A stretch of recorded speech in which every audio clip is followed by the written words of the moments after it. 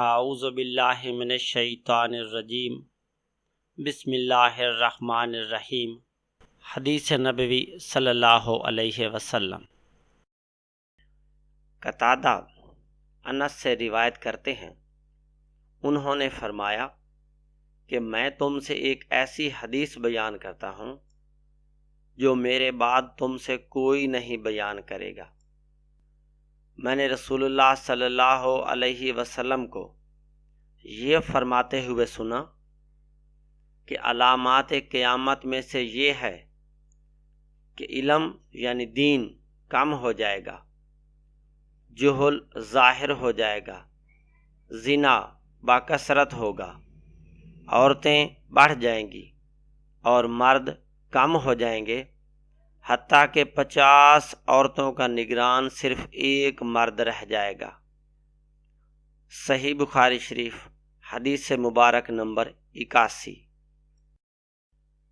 عبداللہ بن عمر رضی اللہ عنہ نے فرمایا، میں نے رسول اللہ صلی اللہ علیہ وسلم کو یہ فرماتے ہوئے سنا ہے کہ میں سو رہا تھا، اسی حالت میں مجھے دودھ کا ایک پیالہ دیا گیا، میں نے خوب اچھی طرح پی لیا، حتیٰ کہ میں نے دیکھا کہ تازگی میرے ناخنوں سے نکل رہی ہے۔ پھر میں نے اپنا بچا ہوا دودھ عمر بن خطاب کو دے دیا۔ صحابہ رضی اللہ عنہم نے پوچھا، آپ نے اس کی کیا تعبیر لی؟ آپ صلی اللہ علیہ وسلم نے فرمایا، علم۔ صحیح بخاری شریف، حدیث نمبر 82۔ عبداللہ بن عمر بن العاص سے منقول ہے کہ حجۃ الوداع میں رسول اللہ صلی اللہ علیہ وسلم لوگوں کے مسائل دریافت کرنے کی وجہ سے مینا میں ٹھہر گئے، تو ایک شخص آیا اور اس نے کہا کہ میں نے بے خبری میں ذبح کرنے سے پہلے سر منڈا لیا۔ آپ صلی اللہ علیہ وسلم نے فرمایا، اب ذبح کر لے اور کچھ حرج نہیں۔ پھر دوسرا آدمی آیا، اس نے کہا کہ میں نے بے خبری میں رمی کرنے سے پہلے قربانی کر لی۔ آپ صلی اللہ علیہ وسلم نے فرمایا، اب رمی کر لے اور پہلے کر دینے سے کچھ حرج نہیں۔ ابن عمر کہتے ہیں، اس دن آپ صلی اللہ علیہ وسلم سے جس چیز کا بھی سوال ہوا جو کسی نے آگے اور پیچھے کر لی تھی، تو آپ صلی اللہ علیہ وسلم نے یہی فرمایا کہ اب کر لے اور کچھ حرج نہیں۔ صحیح بخاری شریف، حدیث مبارک نمبر 83۔ ابن عباس رضی اللہ عنہ سے روایت ہے کہ نبی کریم صلی اللہ علیہ وسلم سے آپ کے آخری حج میں کسی نے پوچھا کہ میں نے رمی کرنے یعنی کنکر پھینکنے سے پہلے ذبح کر لیا۔ آپ صلی اللہ علیہ وسلم نے ہاتھ سے اشارہ کیا اور فرمایا، کچھ حرج نہیں۔ کسی نے کہا، میں نے ذبح سے پہلے حلق کرا لیا۔ آپ صلی اللہ علیہ وسلم نے سر سے اشارہ فرما دیا کہ کچھ حرج نہیں۔ صحیح بخاری شریف، حدیث مبارک نمبر 84۔ ابو ہریرہ رضی اللہ عنہ رسول اللہ صلی اللہ علیہ وسلم سے روایت کرتے ہیں، آپ صلی اللہ علیہ وسلم نے فرمایا کہ ایک وقت ایسا آئے گا کہ جب علم اٹھا لیا جائے گا، جہالت اور فتنے پھیل جائیں گے اور حرج بڑھ جائے گا۔ آپ صلی اللہ علیہ وسلم سے پوچھا گیا کہ یا رسول اللہ، حرج سے کیا مراد ہے؟ آپ صلی اللہ علیہ وسلم نے اپنے ہاتھ کو حرکت دے کر فرمایا، اس طرح گویا آپ صلی اللہ علیہ وسلم نے اس سے قتل مراد لیا۔ صحیح بخاری شریف حدیث مبارک نمبر 85۔ اسماء رضی اللہ عنہا سے روایت ہے کہ میں عائشہ رضی اللہ عنہا کے پاس آئی، وہ نماز پڑھ رہی تھیں۔ میں نے کہا کہ لوگوں کا کیا حال ہے؟ تو انہوں نے آسمان کی طرف اشارہ کیا، یعنی سورج کو گرہن لگا ہے۔ اتنے میں لوگ نماز کے لیے کھڑے ہو گئے۔ عائشہ رضی اللہ عنہا نے کہا کہ اللہ پاک ہے۔ میں نے کہا کیا یہ گرہن کوئی خاص نشانی ہے؟ انہوں نے سر سے اشارہ کیا، یعنی ہاں۔ پھر میں بھی نماز کے لیے کھڑی ہو گئی، حتیٰ کہ مجھے غش آنے لگا تو میں اپنے سر پر پانی ڈالنے لگی۔ پھر نماز کے بعد رسول اللہ صلی اللہ علیہ وسلم نے اللہ تعالیٰ کی تعریف کی اور اس کی صفت بیان فرمائی۔ پھر فرمایا، جو چیز مجھے پہلے دکھلائی نہیں گئی تھی، آج وہ سب اس جگہ میں نے دیکھ لی، یہاں تک کہ جنت اور دوزخ کو بھی دیکھ لیا، اور مجھ پر یہ وحی کی گئی کہ تم اپنی قبروں میں آزمائے جاؤ گے۔ مثل یا قرب کا کون سا لفظ؟ اسماء نے فرمایا میں نہیں جانتی۔ فاطمہ کہتی ہیں یعنی فتنہ دجال کی طرح آزمائے جاؤ گے۔ کہا جائے گا یعنی قبر کے اندر کہ تم اس آدمی کے بارے میں کیا جانتے ہو؟ تو جو صاحب ایمان یا صاحب یقین ہوگا۔ کون سا لفظ فرمایا اسماء رضی اللہ عنہا نے؟ مجھے یاد نہیں۔ وہ کہے گا وہ محمد اللہ کے رسول صلی اللہ علیہ وسلم ہیں، جو ہمارے پاس اللہ کی ہدایت اور دلیلیں لے کر آئے، تو ہم نے ان کو قبول کر لیا اور ان کی پیروی کی۔ وہ محمد صلی اللہ علیہ وسلم ہیں۔ 3 بار اسی طرح کہے گا۔ پھر اس سے کہہ دیا جائے گا کہ آرام سے سو جا، بے شک ہم نے جان لیا کہ تو محمد صلی اللہ علیہ وسلم پر یقین رکھتا تھا۔ اور بہرحال منافق یا شکی آدمی، میں نہیں جانتی کہ ان میں سے کون سا لفظ اسماء رضی اللہ عنہا نے کہا۔ تو وہ منافق یا شکی آدمی کہے گا کہ جو لوگوں کو میں نے کہتے سنا، میں نے بھی وہی کہہ دیا، باقی میں کچھ نہیں جانتا۔ صحیح بخاری شریف حدیث مبارک نمبر 86۔ شعبہ نے ابو جمرہ کے واسطے سے بیان کیا کہ میں ابن عباس رضی اللہ عنہ اور لوگوں کے درمیان ترجمانی کے فرائض انجام دیتا تھا۔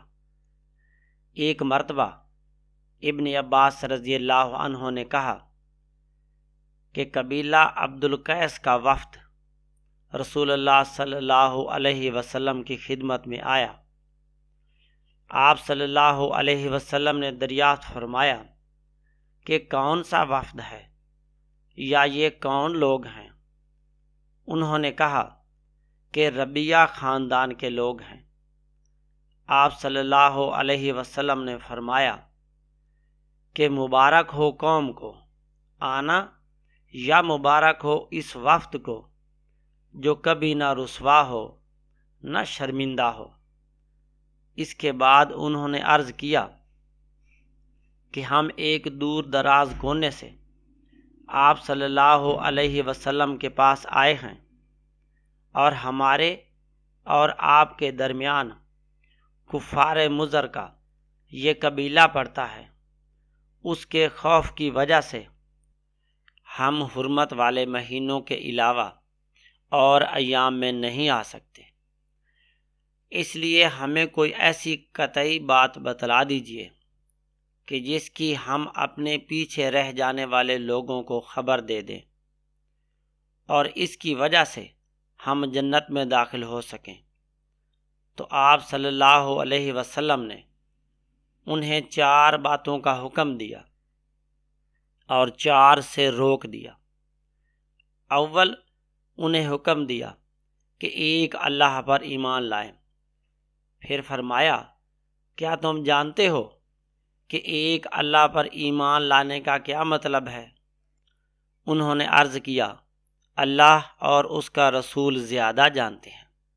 آپ صلی اللہ علیہ وسلم نے فرمایا، ایک اللہ پر ایمان لانے کا مطلب یہ ہے کہ اس بات کا اقرار کرنا کہ اللہ کے سوا کوئی معبود نہیں، اور یہ کہ محمد صلی اللہ علیہ وسلم اللہ کے سچے رسول ہیں، اور نماز قائم کرنا، زکوٰۃ ادا کرنا، اور ماہ رمضان کے روزے رکھنا، اور یہ کہ تم مال غنیمت سے 5واں حصہ ادا کرو، اور 4 چیزوں سے منع فرمایا، دبا، حنتم اور مزفت کے استعمال سے۔ اور چوتھی چیز کے بارے میں شعبہ کہتے ہیں کہ ابو جمرہ بسا اوقات نکیر کہتے تھے اور بسا اوقات مکیر۔ اس کے بعد رسول اللہ صلی اللہ علیہ وسلم نے فرمایا کہ ان باتوں کو یاد رکھو اور اپنے پیچھے رہ جانے والوں کو بھی ان کی خبر کر دو۔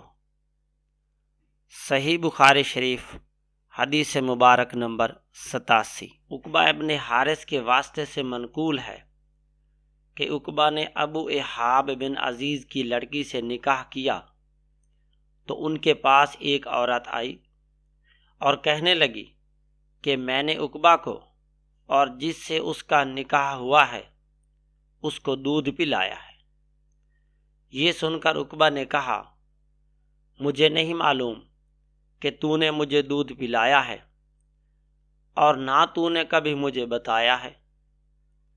تب عقبہ سوار ہو کر رسول اللہ صلی اللہ علیہ وسلم کی خدمت میں مدینہ منورہ حاضر ہوئے اور آپ سے اس کے متعلق دریافت کیا تو آپ صلی اللہ علیہ وسلم نے فرمایا، کس طرح تم اس لڑکی سے رشتہ رکھو گے حالانکہ اس کے متعلق یہ کہا گیا؟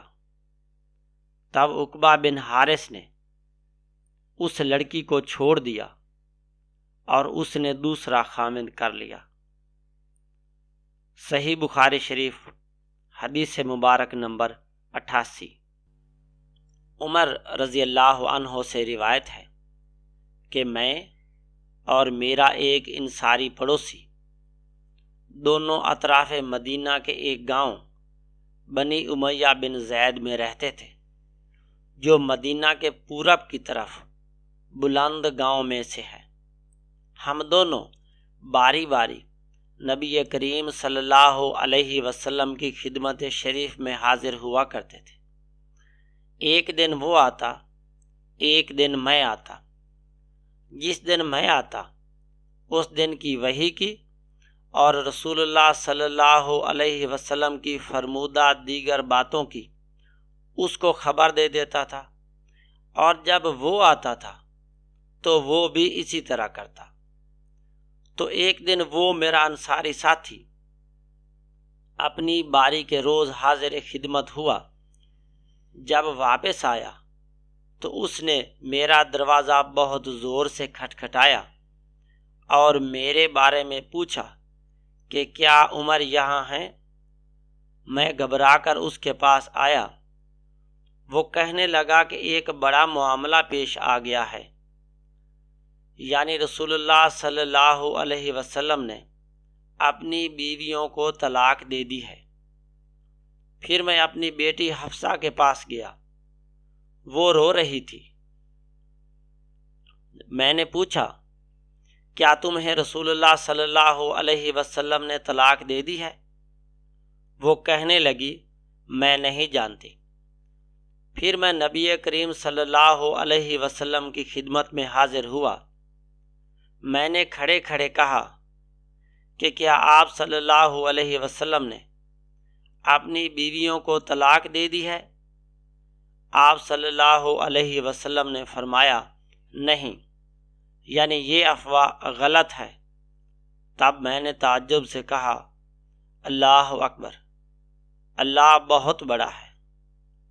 صحیح بخاری شریف حدیث مبارک نمبر 89۔ ابو مسعود انصاری سے روایت ہے کہ ایک شخص حازم بن ابی کعب نے رسول اللہ صلی اللہ علیہ وسلم کی خدمت میں آ کر عرض کیا، یا رسول اللہ، فلاں شخص یعنی معاذ بن جبل لمبی نماز پڑھاتے ہیں، اس لیے میں جماعت کی نماز میں شریک نہیں ہو سکتا، کیونکہ میں دن بھر اونٹ چرانے کی وجہ سے رات کو تھک کر چکنا چور ہو جاتا ہوں اور طویل قرات سننے کی طاقت نہیں رکھتا۔